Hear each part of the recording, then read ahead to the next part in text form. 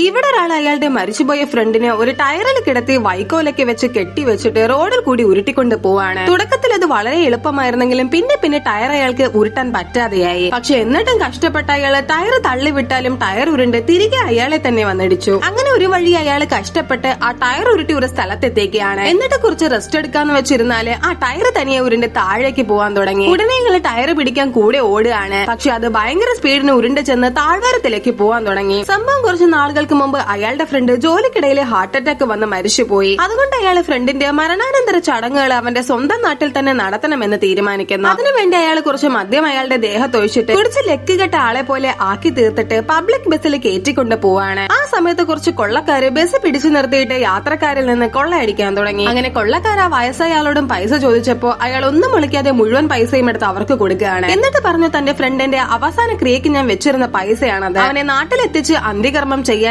ഞാൻ പോകുന്നത്. ഇത് കേട്ടതും കൊള്ളക്കാരന്മാരുടെ മനസ്സ് മാറിയിട്ട് യാത്രക്കാരിൽ നിന്ന് വാങ്ങിയ പൈസ മുഴുവനും അദ്ദേഹത്തിന് കൊടുത്തിട്ട് ആ ബസ് വിട്ടിട്ട് പോകുന്നു. എന്നാൽ കൊള്ളക്കാര് പോയി കഴിഞ്ഞത് ബാക്കി കാണാൻ ലൈക്ക് ചെയ്ത് പാർട്ട് 2 എന്ന് കമന്റ് ചെയ്യൂ.